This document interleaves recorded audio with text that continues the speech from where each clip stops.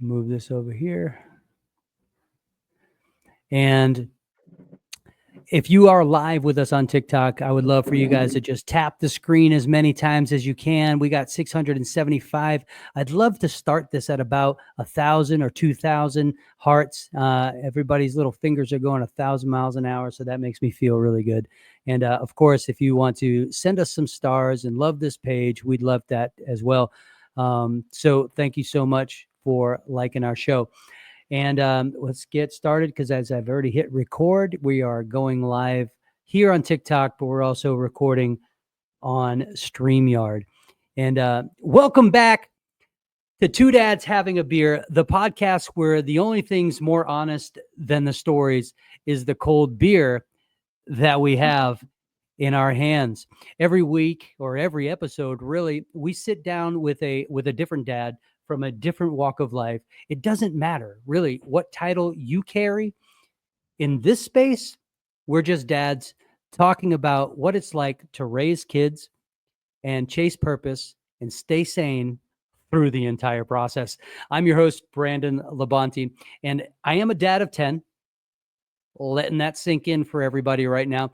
I am a blended family, and I'm doing my best to protect and to provide and to be present for my family. And so if you're new here, go ahead, hit the subscribe button. Go ahead and hit the like, tap the screen, follow us on everything that you can find Two Dads Having a Beer, and we would love to have you there. Some comments in this live were filtered to protect the community's experience because we are going to be talking about beer, but mostly we're going to be talking about dads, right? And so we love you guys, and we're glad that you're here. And tonight's guest, yeah, right? He looked at me funny. It's somebody who's swapped his combat boots for cargo shorts, and hopefully he's not wearing the white socks with the sandals, but we never know. And he's still standing strong for his family. He's a retired Air Force veteran, a full-time homemaker, and a rock behind his wife's career and his kids' growth. He is known as Crazy Old Man 81 on TikTok, but his real name is Casey. He mixes wisdom, he mixes wit, and he has had some world traveling perspective that I hope he drops on us tonight. And hopefully in every conversation, we might ask him to speak in foreign language. He's lived in Korea and England. He's jumped out of planes in the world's highest tandem skydive and once met Gilligan from Gilligan's Island, but says raising two boys is the wildest and best adventure that he's ever had. Please welcome to this podcast and this show and to TikTok, Casey Ames. So glad you're here, man. Thanks for having me, man. Appreciate the invite. Absolutely. I know that we've been communicating on this for a little while in regards to getting you on the show, and because the show is not about titles, right? I don't need to have CEOs and millionaires. I need to have dads with life experience. And bro, you have quite a bit. And with a name like Crazy Old Man 81, I figured that you probably have a whole lot. So where are we talking to you from tonight? South Carolina. Yeah. South Kakalaka. Yeah, not too bad down here. A little warm. A little warm. Well, anybody from south of the Mason-Dixon line is a little warm. It's been nothing but 1,000,000 degrees. I feel like the sun is my next door neighbor. Yeah. I just we actually moved from Phoenix 3 years ago. So that was. So you went from hell to the pit of the sun. To the front door of hell. Yes. Oh yeah, absolutely. That's absolutely crazy. So obviously South Carolina, beautiful place, beautiful country, great SEC teams out there, right? Yeah, so let me ask you a quick question, man. This is Two Dads Having a Beer. So what are you drinking tonight?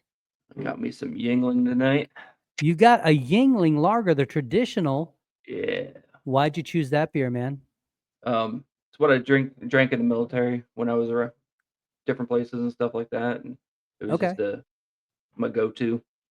You know, and you can't lose with Yuengling. It is the Florida's oldest brewing beer in the state of Florida. It's actually pretty awesome that you're drinking that. You're repping out Florida in South Carolina.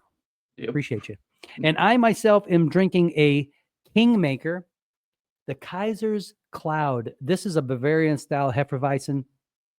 and I'm not German, but I hope I read that properly. This Kingmaker is a brewery out of Jacksonville, Florida, and I stopped off there and bought myself some. And I bought a 4-pack, and I've drank 3 of them.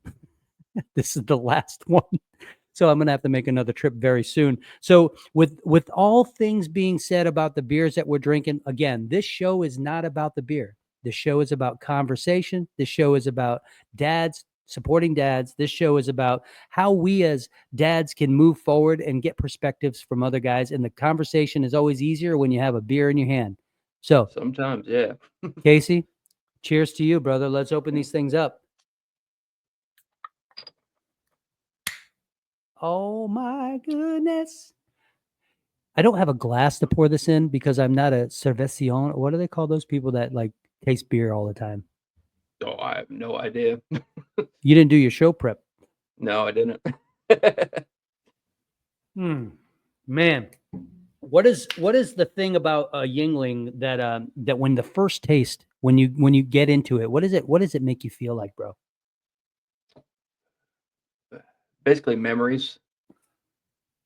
Like, I remember sitting down at the couple bars with the guys talking about stuff we just went through at work and stuff like that over the years, and just like I said, it was always my go-to. It goes down smooth, so it's always just like remembering the good times with my guys.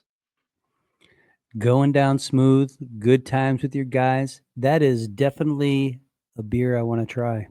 I've Yeah. had many Yuenglings. I'll be honest with you. I feel like I should buy stock in what they do. I really appreciate you being here tonight. Thank you so much for taking the time out of your life to sit down with me and talk about some things. So you retired from the military, right? Yep. How has that Yep. transition been for you as a man, a husband, and as a dad? Ooh, I'll tell you, it's been a rough transition. The Mhm. first year was pretty rough. There was a lot of ups and downs, not certain how I was gonna pay bills and stuff. Because my wife works full time. She's always wanted to have a career. Okay. Um, she wasn't able to work for 17 years while I was in the military because we had kids and we just didn't feel like it was right to. She wanted to be home for the kids. Okay. So for 17 years, she didn't work. So it was me going to work, bringing everything home, and then all of a sudden, I turned that off. And now Wow. she's doing it, and I'm home at running the kids around, appointments, cleaning the house. I went from supervising 60 to 75 people to supervising 2, you know, It, and they don't listen your as good day as the should other have got ones. your day should have gotten easier. If I'm being honest, your day should have Oh, gotten easier. my days have gotten a lot less busy as far as like the chaos in my head, but it's not as busy, but it's still busy because my running errands and stuff like that, keeping the house going. I'll tell you, Yeah. props to all the stay-at-home moms out there, man. I'm telling you, it's a job. It is a job. I'm gonna give you a huge virtual high five for that statement right there, bro. The truth is, moms they get a lot of credit, but from husbands, right? They oftentimes don't, right? Because we take advantage of that, and I'm guilty. I am guilty, honey. I am so sorry. I promise I will do the dishes tonight. So from the standpoint of you know what's expected, right, of somebody who is in the military, you have a regimented day. You get up every single morning, you get outside, you salute the flag, and then you get to work, right? So tell Yeah. me a little bit about like how that has been for you, considering that all of those regimented moments are no longer required. That is a like I said, I'm used to being able to tell somebody to do something, Okay. and I got 6 or 7 people just going out the door to do it. And now I got 2 kids that, I'll get it when I get it, dad. No big deal. So it's been very difficult to turn that military part off over the last Hmm. couple of years. I'm getting better at it. It's not That's good. it's not perfect. I don't think it'll ever go away. Um, Hmm. the biggest thing is being on time for something. Uh, if you ask any military person, probably the biggest problem they have is getting away from having to be 15 minutes early to everything.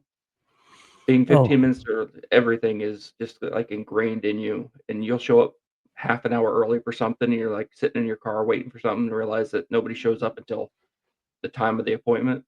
So, it's a little bit difficult to get used to, and expecting the kids or my wife, heck, to be 15 minutes early or early for anything is like pulling teeth. So it's just uh, you don't want to go to do a dentist in the military. I'm just being honest with you. So let's try and refrain from using the pulling teeth statements. But I get it, man. So just a random question. If you could trade places with your dog for one day, what's the first thing that you'd do? with my dog. Um, I'd probably sleep as much as he sleeps. Bam. You see, we're on the same page right now, man. I would definitely take naps all day long if I could trade places with him. And then like all you got to do is just like look with your puppy dog eyes and boom, there's food in your bowl. Yep. And then you get rubbed on your belly and then like all sorts of stuff, man. I love that. So I feel like there's something different about active duty versus homemaker. And when you talk about that, like the word homemaker makes everybody feel like, you know, it's second class. And it does. I mean, I feel like that. But it's not. There is a lot to do at a home. And tell me a little bit about your day-to-day right now. Well, right now it's school just started back up. Um, Between taking the kid to school every day, What grade? because my wife works at 9. She works Arizona time. Okay. So I let her sleep in. I take him to school. I only have one kid in school right now, so the other one graduated last year, so it's been a little bit easier. But take him to school, and then by the time I get home, I'm cleaning up, like sweeping, mopping, doing the regular chores, doing laundry. Got 4 kids and 4 people Wow. in the house. Laundry never stops. You have you have what, 12? So I Is can your house imagine you're sponsored one. by Tide or OxyClean? It's sponsored by Elbow Grease. Okay, fantastic. But no, just, and the crazy thing is I do all the cooking and stuff for my wife and, so breakfast, lunch, dinner, whatever she wants, whenever she wants it, I'm, like, at the beck and call of what she needs. Are you Um, on any VR&E programs right now? what is VRNE? Veterans Rehabilitation and Education, like these are the benefits that offer for veterans after they transition out. Just No, I don't have any of those. I mean, I got my disability payments and stuff like okay. that, but I don't have like any programs that help me out or anything like that. Okay. I'm pretty self-sufficient in that that manner. It's just I threw out my back a couple of times in the military and stuff like that. So I used to pull big fuel hoses off the trucks and stuff and I was shoulder literally about injuries to and ask you, what was your MOS while you were serving, man? What was your uh, job?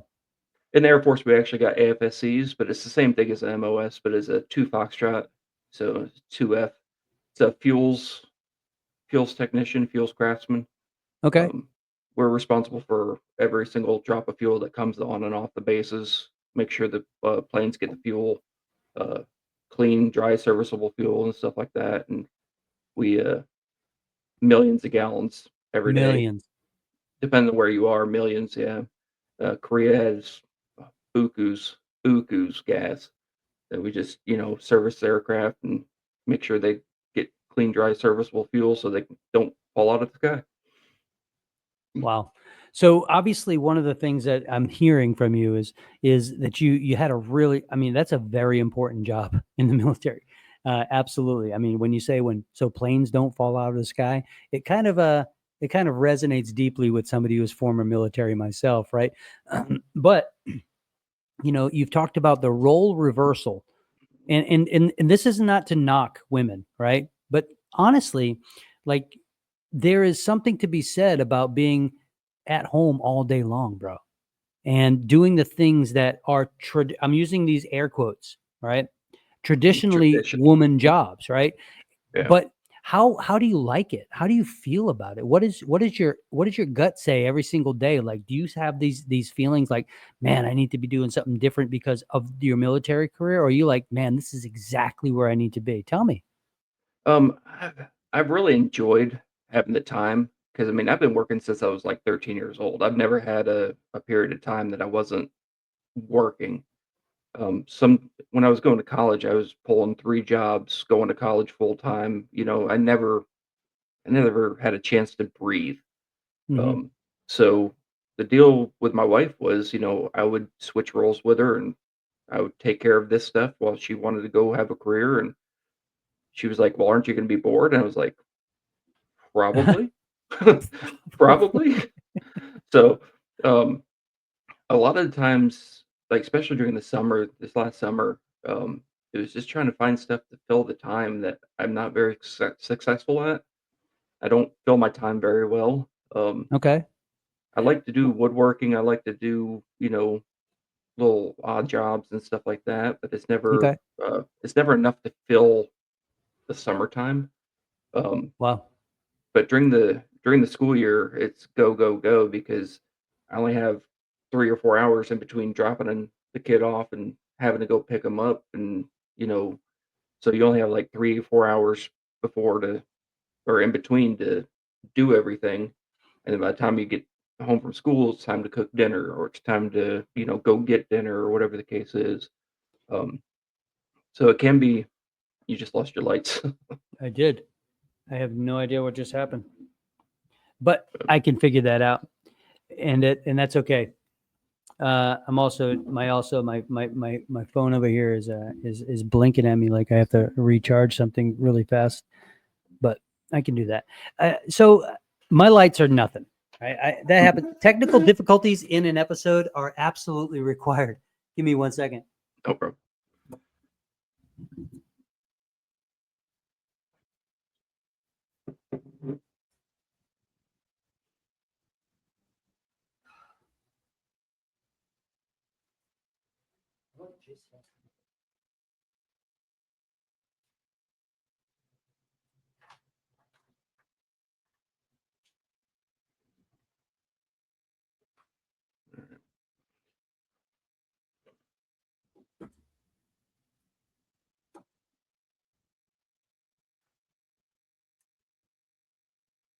Yeah, that was awkward, man. That was very awkward.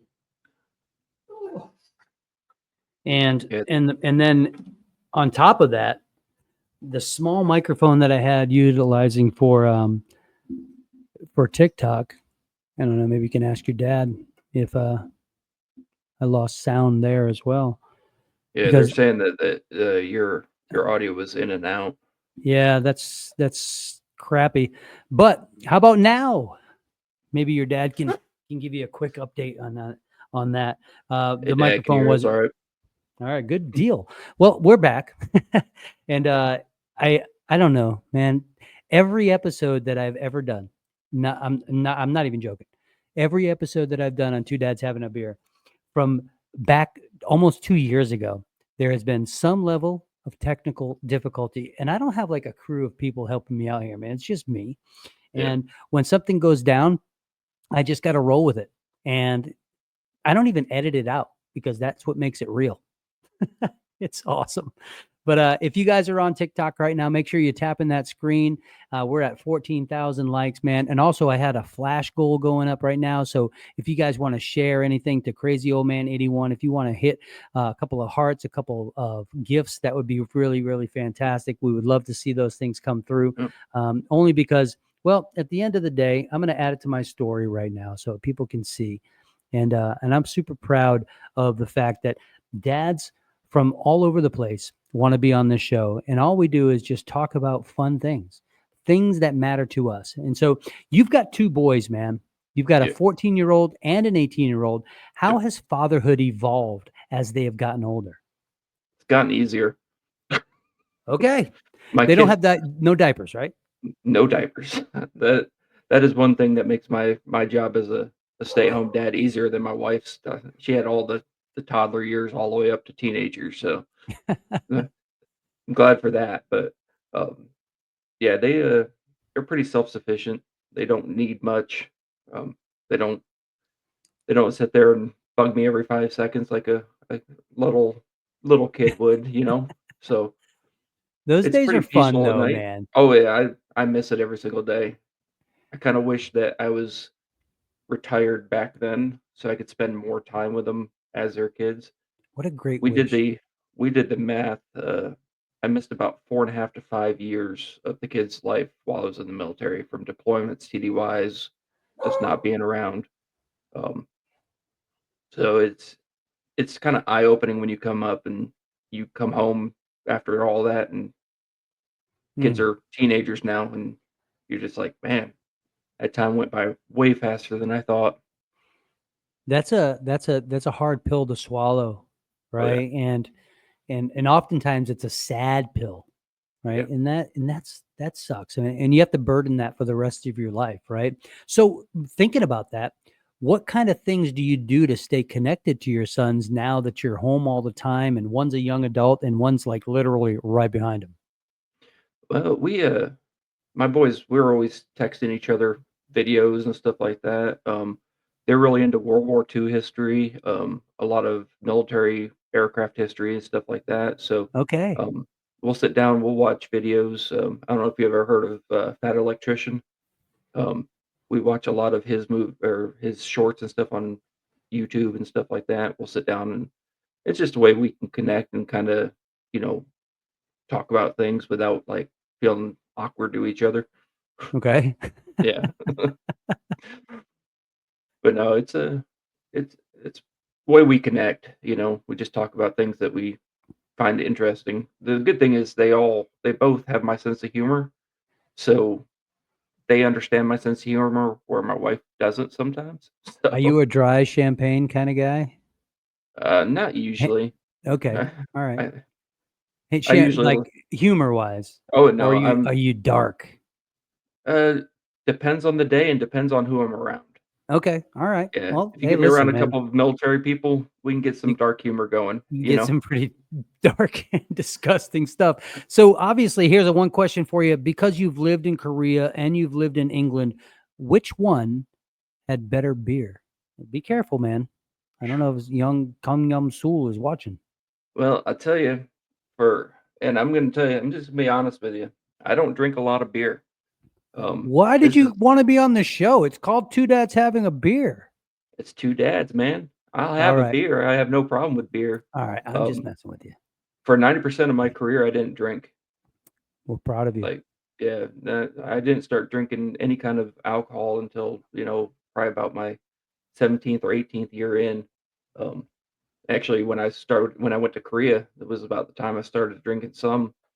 And that was just because it was Korea and I was by myself and I had no responsibilities other than work. So my family didn't go over there with me for the year I was over there. So Yeah, it it's was a just hardship easy year, to, man. It's yeah, tough. yeah. It really makes you realize either how boring or how interesting you are. And I realized I'm a very boring individual without my family. You know, I would say that most dads are boring without their family. Yeah. And we have these two lives in the military, right? We have these Mhm. lives where we're with our soldiers, we're in our motor pool, we're doing the things that we need to do, and we're making things happen for our country. And then when we get home, that's where the joy happens. Yeah. And Yeah. and so you can't, I mean, I've had laughs. I've had laughs in the motor pool. I've had laughs in the barracks. I've had laughs with guys out in the field and on, on deployment, but I've never had joy, Yeah. right? And it's a Yep. very, very different life. And so I totally get that, man. So what's one thing that you learned about yourself about through being a dad? That I'm stronger than I ever thought I was. Wow. Um, there was a My son was 6 months old, um, and we had a family down about 2 or 3 doors down living us from it while we are in England. Um, the baby had an accident, and climbing up on a climbing up on a sorry, it's hard to talk about a little bit. Sorry. It's okay, man. We're Um, right here, bro. climbing up on a dresser, and the dresser fell back, and Mm. the baby fell back and hit the footboard of the bed on the back of the head. Um, and while all this was going on back then, the ambulance wasn't allowed on base without somebody to escort them. So the dad had to go escort the ambulance on base while I had my kid in my hand trying to help the mom administer CPR and stuff like that. Um, and that right there changes you as a person, especially when you brand new dad, 6-month-old baby. You become hyper vigilant over everything. Mm. You kind of helicopter over them, make sure they're safe as much as you can. Um, that was definitely probably Man, the hardest thing I've ever gone through, as a parent. It wasn't even my child, um, but the baby ended up not making it, and it just it really changes you as a person and makes you. I went through probably about a year and a half, 2 years of depression over that, that's a long and time, and yeah, that's a painful situation for any family, and um, grief compounded when it's small children. yeah, yeah, and It makes me think that whole about. time. Go Sorry. ahead. That No, whole you do it. time, my wife was, fighting postpartum depression too, so it was, and I was working 14, 15-hour shifts at work, Wow. so everything just compounded, and it almost broke me. It really did. Wow. Man, well, first of all, I'm glad you're here, right? You're not broken. You're actually thriving, and those things are strengths that we can draw on. Like, obviously, you've learned something about yourself in an emotional event like that. You've learned that, you know, there is life isn't fair a lot, Yeah. right? But it's also opportunities for learning how to be resilient. And I Oh, yeah. would guess, even though you would never want to be in a situation like that ever again, I would guess that you have an emotional fortitude that is now far beyond what you could ever imagine if there was somebody who needed that kind of, help, or Oh, that yeah. kind of, in direction on how did you handle that sort of stuff. So there are guys out there, there are dads out there right now who have lost, like, let's just be clear and honest, right? There are dads that have lost little ones, and um and I'm one of those dads, right? Mhm. What was your coping mechanism over those 2 years where you were just really struggling? What kind of things did you apply in your life that said, this is going to help me whenever this moment comes up in my brain? And, a lot of the time, I mean, and to be honest, at the time, I had no coping mechanism. I was doing some working out and stuff like that, but, um, I didn't cope well. Mm, I let it make me angry. okay. Um, so it wasn't good coping mechanisms, but I became disconnected, to tell you the Okay. truth. But the only thing that, you know, got me through anything of it was humor. I Okay. could I could sit there and, joke around at work. I could, try to do something that would be funny for my kids to, laugh about, or, try to help the wife out in a situation that she was struggling with, Right. humor was the only thing that I could figure to ease that. Are you a stand-up comic by any chance? I mean, did you take it on the road? No, no. Okay. Do you have any jokes that you want to share with me or our Oh, guests man. or live? I The mean, only would you joke I rather see is in the mirror. So, well, would you rather fight 100 horses, uh, or fight 100 sized horse-sized ducks, or 100 duck-sized horses? I would definitely go with 100 or duck-sized horses. Yeah, me too. Because you're gonna because I kick them. could That's right. kick them and There were no animals hurt in this joke. Just wanted to be honest with everybody here. All right. So, have you ever bought anything from IKEA? no, never built anything from IKEA. Been to a couple IKEAs, but You just walked def- right through the whole maze and never bought anything? Who would you go y- with? Because if I go my there with my wife, we are getting out with something, and I'm like, I have to build it. put a disclaimer on your podcast here, but my wife hates IKEA. Like, we went to IKEA. She went to IKEA over in England and absolutely loved it. Here in the States, absolutely hates it. Really? Yeah. She Okay. she went Listen, looking for one thing, couldn't find it through the whole maze, and we had to go through the entire thing to get out. yeah, So you can't go backwards. Like they stop you for some strange reason. So here's another really good life story, or like how you leave your legacy. You lived in these foreign places, right? Mhm. And being a dad in a foreign place, you see other foreign dads doing things. Like, so did that give you any perspective on parenting? Yeah, don't do some of the things I saw in England. Okay, Uh, like when obviously, like what do you mean? well, we were at a zoo one time, A and zoo? yeah, a zoo. So we're looking at the animals and stuff, and this dad pops out a portable porta potty for their little girl and set it right down in front of the monkey cages and had her Let do the her child? business in front of everybody. I'm sitting there like, Oh they're man. like, that's not a cultural thing. That's a don't do that thing. It's a yeah. Seen a couple things like that. Okay. All right. So as a dad who has a young kid, who we've go on long trips. I hate driving, but we go for some strange reason on long drives to go and do places like 10-hour, 12-hour drives, sometimes a little bit longer. And as a husband and wife, we have this 6-year-old, right? And so we bought a little portable potty ourselves that Mhm. we will put off on the side of the road, but not in front of the monkey cages at the zoo. Exactly. Yeah. My It's a dad's little actually bit says, different. "Tell you about the trip to London." Oh Uh, man, so that clearly is. my dad came over to visit, or my mom and dad actually came over to visit me and my wife, and we're just gonna take them down to London because 'cause we're about 2 hours away. Well, in England, the exits don't work like they work in the United States where you can go to the next exit and catch Right. your missed exit. Sometimes you're going 5, 10, 15 miles out of your way to get the next exit to be able to turn around.